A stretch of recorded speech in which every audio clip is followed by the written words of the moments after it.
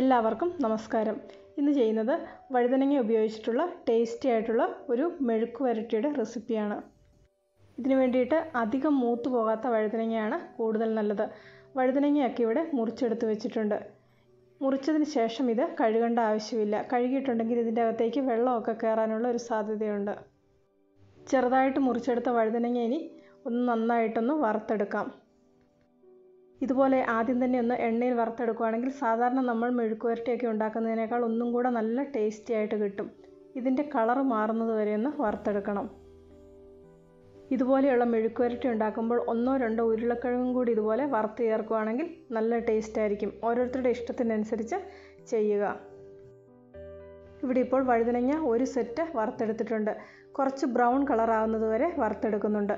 ഓരോ സെറ്റും ഇതുപോലെ തന്നെ വറുത്തെടുക്കാം. വറുത്തെടുത്തതിന് ശേഷം ഈ വറുത്ത എണ്ണയിൽ നിന്ന് തന്നെ ഒരു 2 ടീസ്പൂൺ എണ്ണയെടുത്ത് ഒരു പാനിലേക്ക് ഒഴിച്ചു കൊടുക്കുന്നുണ്ട്.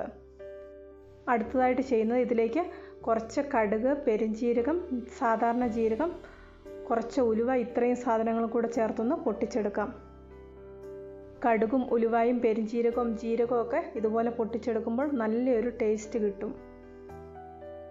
കടുകൊക്കെ പൊട്ടി വരുമ്പോൾ ഇതിലേക്ക് കുറച്ച് സവോള അരിഞ്ഞതും 2-3 പച്ചമുളകും കൂടെ ചേർത്ത് കൊടുക്കാം.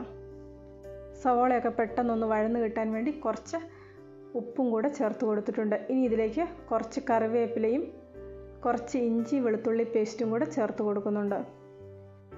ഇവിടെ ഇപ്പോൾ ചേർത്ത് കൊടുത്തിരിക്കുന്ന എല്ലാ ചേരുവകളും നന്നായിട്ടൊന്ന് വഴന്നു വന്നതിന് ശേഷം മാത്രമേ ഇതിലേക്ക് പൊടികൾ ചേർത്ത് കൊടുക്കുന്നുള്ളൂ. പൊടികൾ ചേർത്ത് കൊടുക്കുമ്പോൾ വളരെ കുറച്ച് പൊടികൾ മാത്രമേ ചേർത്ത് കൊടുക്കുന്നുള്ളൂ. 1/4 ടീസ്പൂൺ മഞ്ഞൾപ്പൊടി, 1/4 ടീസ്പൂൺ മല്ലിപ്പൊടി, 1/4 ടീസ്പൂൺ മുളക് പൊടി, 1/4 ടീസ്പൂൺ ഗരം മസാല, ഇത്രയും മാത്രമേ ചേർത്ത് കൊടുക്കുന്നുള്ളൂ. കൂടുതൽ പൊടികൾ വേണമെന്നുള്ളവർക്ക് കുറച്ചും കൂടി ഒന്ന് പൊടി ചേർത്ത് കൊടുക്കാം. ഈ പൊടികളൊക്കെ നന്നായിട്ടൊന്ന് മൂത്ത് വരുന്നത് വരെ ഒന്നും കൂടി ഒന്ന് ഇളക്കി കൊടുക്കാം. പൊടികളൊക്കെ നന്നായിട്ട് മൂത്ത് വന്നിട്ടുണ്ട്. ഇനി ഇതിലേക്ക് നേരത്തെ വറുത്ത് വെച്ചിരിക്കുന്ന വഴുതനങ്ങ ചേർത്ത് കൊടുക്കാം. ഇനി ഇത് കുറച്ച് സമയം ഒന്ന് ഇളക്കി കൊടുക്കാം. ആവശ്യമാണെങ്കിൽ ഈ സമയത്ത് കുറച്ച് ഉപ്പും കൂടെ ചേർത്ത് കൊടുക്കാം.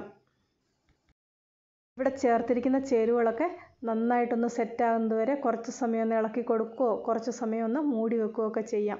ഇതിലേക്ക് കുറച്ച് ഉപ്പും കൂടെ ചേർത്ത് കൊടുത്തിട്ടുണ്ട്. വളരെ ടേസ്റ്റി ആയിട്ടുള്ള വഴുതനങ്ങയുടെ ഒരു റെസിപ്പിയാണിത്. ചോറിൻ്റെ കൂടെയൊക്കെ ഇത് നല്ലൊരു കോമ്പിനേഷനാണ്. എല്ലാവരും ഒരു പ്രാവശ്യം ഇതുപോലെ ഒന്ന് ചെയ്ത് നോക്കുക. തീർച്ചയായിട്ടും നിങ്ങൾക്ക് ഈ കറിയുടെ ടേസ്റ്റ് ഇഷ്ടപ്പെടും. കറിയൊക്കെ റെഡിയായി വന്നു കഴിയുമ്പോൾ ഇതിലേക്ക് കുറച്ച് കുരുമുളക് പൊടിയും കൂടെ ചേർത്ത് കൊടുക്കുന്നുണ്ട്. അങ്ങനെ ചെയ്യുമ്പോൾ ഈ കറിക്ക് ഒന്നും കൂടി ഒരു നല്ല ടേസ്റ്റ് കിട്ടും. ഓരോരുത്തരുടെയും ടേസ്റ്റിനനുസരിച്ച് കുരുമുളക് പൊടി ചേർത്ത് കൊടുക്കാം. വീഡിയോ ഇഷ്ടപ്പെട്ടെങ്കിൽ ലൈക്ക് ചെയ്യാനും നിങ്ങളുടെ അഭിപ്രായങ്ങൾ അറിയിക്കാനും ചാനൽ സബ്സ്ക്രൈബ് ചെയ്യാനും മറക്കണ്ട. പുതിയൊരു വീഡിയോയുമായിട്ട് വീണ്ടും കാണാം.